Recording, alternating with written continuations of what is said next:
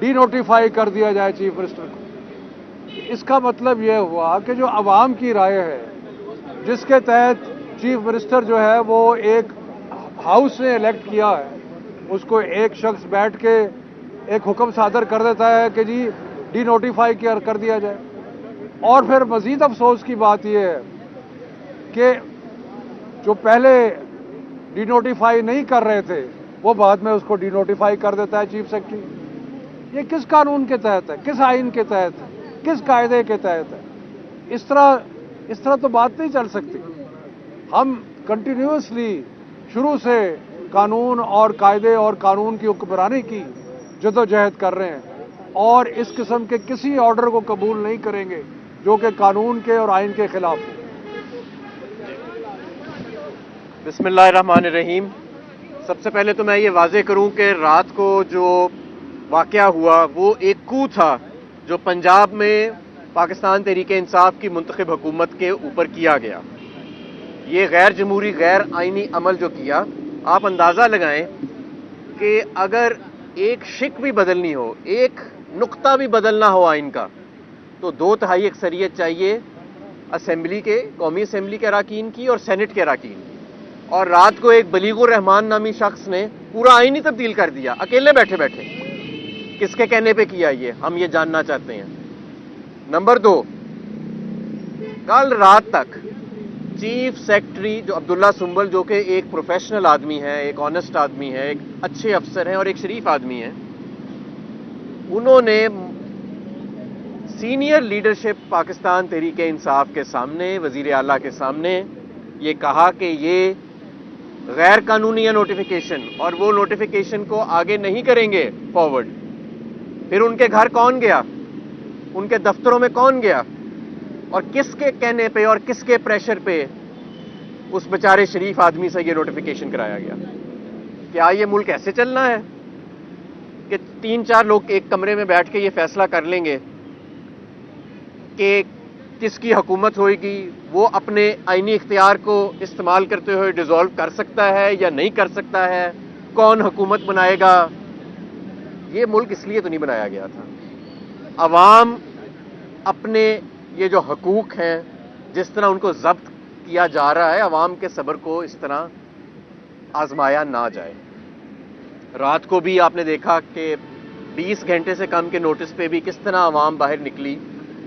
ये अवाम कोई अपने इक़्तिदार के लिए तो नहीं निकल रही, अवाम को नजर आ रहा है कि ये क्या खिलवाड़ किया जा रहा है। और ये क्या इदारों का हमने एक मजाक ही बना दिया है हमने, कि सिर्फ इमरान खान के खौफ से कि इमरान खान आ जाएगा तो पता नहीं क्या हो जाएगा। इमरान खान का खौफ इतना तारी हो चुका है इनके आसाब पे कि तमाम आइन, तमाम कानून, तमाम जमहूरी इक़्तिदार की धज्जियां उड़ा दी गई हैं और जब दिल करता है जिस मर्जी इदारे को अंडरमाइन कर देते हैं।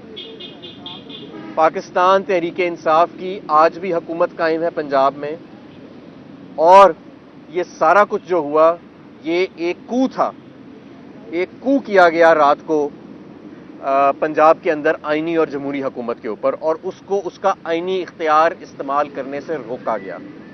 ना हम पीछे हटने वाले हैं, ना हम डरने वाले हैं, ना हम झुकने वाले हैं। मैं आपको ये भी एक बता दूं कि पिछले 8 माह में जो मईशत का हाल हुआ है, मुझे आप बताएं कि पिछले 8 माह में मईशत बेहतर हुई है कि बुराई की तरफ गई है, नीचे गई है?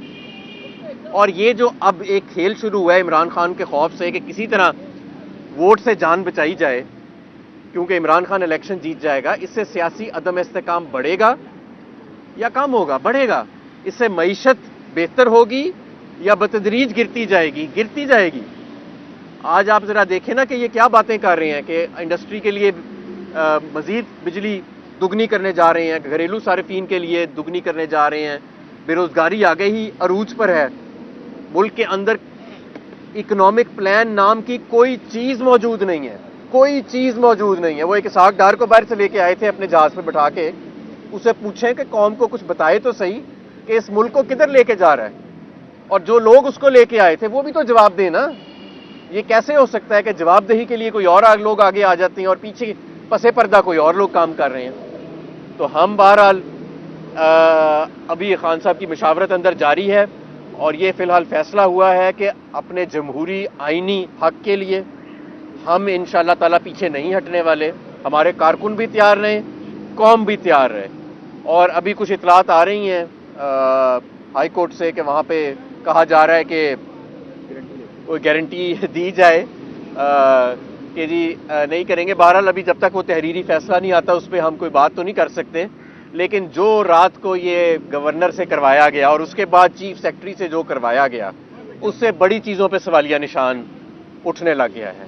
اور یہ تاریخ رقم ہو گئی ہے. یہ تاریخ جو ہے نا, یہ اس کو پھر آپ اوجل نہیں کر سکتے. اس کی جواب دہی کرنی پڑے گی کسی وقت, اور باتیں رہتی نہیں ہیں اندر, باتیں باہر نکل آتی ہیں. بہت شکریہ جی شبلی بھائی. بسم اللہ الرحمن الرحیم. دیکھیں, جس طرح ہم پچھلے 7-8 ماہ سے ہم دیکھ رہے ہیں کہ اس ملک کو جس طرح سے ایک سیاسی عدم استحکام کا شکار کیا جا رہا ہے, وہ ملک کے لیے انتہائی خطرناک ہے, جس کی وجہ سے نہ صرف ایک سیاسی عدم استحکام پیدا ہوا ہے, اس کے علاوہ جو ملک میں جس نے کہ جنم دیا ہے معاشی کرائسس کو, آج پاکستان کے عوام یہ دیکھ رہے ہیں کہ کس طرح سے ایک جمہوری حکومت, ایک ایسی حکومت جو کہ زبردست کام کر رہی تھی, معاشی اشاریے ہمارے سب بہترین تھے, ایک ملک میں ایک آئین اور قانون کی حکمرانی تھی. لیکن پچھلے 8 ماہ سے ہم یہ دیکھ رہے ہیں کہ ایک نیا روز, ہر روز ایک نیا تماشا لگایا جاتا ہے, جس کی کہ لیٹسٹ مثال پنجاب حکومت. پنجاب آپ کے ملک کا نصف حصہ ہے, اور پنجاب میں اس قسم کا سیاسی عدم استحکام وہ جس طرح سے کریٹ کیا گیا ہے, جس میں کہ ایک گورنر جس کی کہ صرف ایک آئینی حیثیت ہے, وہ الیکٹڈ لوگوں کو برطرف کر رہا ہے, یہ ہم نے کبھی نہیں دیکھا. دیکھیں, یہ جو بھی ہو رہا ہے, جو بھی کیا جا رہا ہے, یہ ملک کو کمزور سے کمزور تر کیا جا رہا ہے. اور یہی وجہ ہے کہ دہشت گردی جو کہ خیبر پختونخوا سے شروع ہوئی اب اسلام آباد تک پہنچ گئی ہے. جب تک اس ملک میں قانون کی حکمرانی نہیں ہوگی, جب تک آئین اور قانون کی پاسداری نہیں ہوگی, یہ ملک ایک قدم آگے نہیں بڑھ سکتا بلکہ پیچھے ہی چلتا جائے گا. اس وقت ملک کو دھکیلا جا رہا ہے ایک انارکی کی طرف, اور انارکی جس ملک میں آ جائے اس کا پھر حالات وہ کسی بھی, اس وقت تو بدقسمتی سے دنیا میں کوئی مثال ہی نہیں مل رہی ہے کہ جو ہمارے ملک کی طرح ہو, کیونکہ جو سب سے اہم ترین چیز ہوتی ہے وہ ہوتی ہے کسی بھی معاشرے میں, وہ ہے قانون کی حکمرانی. اس وقت قانون کو گھر کی لونڈی بنایا گیا ہے, اور جس کی لاٹھی اس کی بہن, اس کے قانون پہ ہم اس وقت چل رہے ہیں.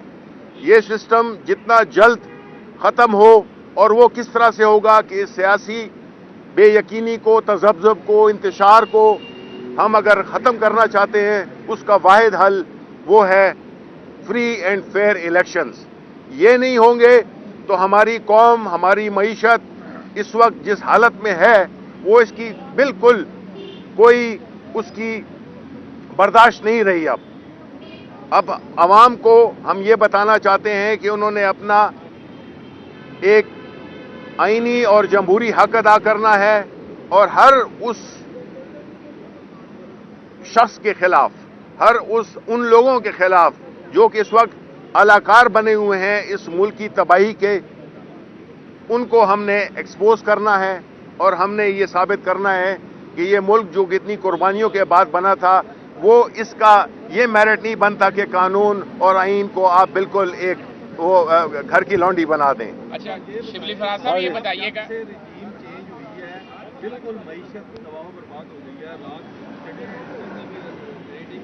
سی کر دیے. مہنگائی ہے, ہر طرح آپ ایک بات میں قائم ہے الیکشن فری اینڈ فیئر, وہ اپنی ہٹ کرمی میں قائم ہے, الیکشن نہیں کرانے, مدت پوری کرنی ہے. اس سے نقصان تو عوام کا ہو رہا ہے. بالکل. کوئی درمیانہ راستہ, کوئی لچک ہو سکتی ہے کہ مذاکرات ہوں, کوئی درمیانی راستہ نکل آئے؟ دیکھیں, اس میں کوئی شک نہیں ہے کہ مذاکرات تو ہوتے بھی رہے ہیں, یہ بیک ڈور کے چینل کے ذریعے ہوں یا ڈائریکٹ ہوں, یہ ہوتے رہے ہیں. لیکن جب ایک ٹولے نے یہ طے کر لیا ہے کہ انہوں نے इस वक्त चूंकि उन्होंने इलेक्शन बुरी तरह से हार जाना है और उन्होंने अपने केसेस माफ करवाने हैं, तो जाहिर है कि उनको तो नजर यही आ रहा है कि जिस तरह आपने 36 इलेक्शंस हुए हैं उसमें से 29 पीटीआई ने जीते हैं, तो वो तो नहीं चाहते हैं कि ये आ जाएं दोबारा और इनके केसेस दोबारा खुल जाएं। तो ये इस वक्त जाती मफादात का, एक खास टोले के मफादात का और पाकिस्तान के अवाम के दरमियान जो उनके मफादात जिसको कि इमरान खान लीड कर रहे हैं, ये उसका मुकाबला है। तो एक के इनके हाथ में हुकूमत है और जिस नाअहल तरीके से इस हुकूमत को ये चला रहे हैं, इनको तो जूते पड़ने चाहिए। अच्छा शिबली फराज साहब ये बताइएगा, अब इमरान खान के चीफ ऑफ स्टाफ भी हैं, मौजूदा जो सूरत डेवलप हुई है कोर्ट प्रोसीडिंग में, जज साहिबान ने अली जफर से ये बात की है कि अगर आप इस वक्त जो नोटिफिकेशन की मुअत्तली के लिए आए हैं हम इसको कर देते हैं तो चीफ मिनिस्टर जो है वो असेंबली तहलील कर देंगे, तो फिर ये केस कहाँ जाएगा। तो आप अपने मुवक्किल से बात करें कि अगर कोर्ट ये नोटिफिकेशन डिसमिस करती है तो क्या आप ये अंडरटेकिंग देते हैं कि आप असेंबली को तहलील नहीं करेंगे। तो देखिए ये बात तो बिल्कुल कानून और आइन के मुताबिक जो भी हमारी असेंबली के रूल्स हैं, जिस तरह के इस एक तरीक़ाकार मुरवजा तरीक़ाकार है और जो स्पीकर साहब बात करेंगे वो उनकी रूलिंग वो अहम है। तो इस सिलसिले में तो ये फैसला पार्लियामान ने करना है, ये फैसला पार्लियामान ने करना है। हमारा जो सिस्टम है ना वो सेपरेशन ऑफ पावर्स पे बेस्ड है। एक पार्लियामान के इख्तियारात हैं, एक जुडिशरी के इख्तियारात हैं और एक प्रेसिडेंट और गवर्नर के इख्तियारात हैं। बेहतर तो यही होता है कि जब सारे इदारे अपने इख्तियारात और हदूद अरबे में रहे तो बेहतर रहता है। ठीक है।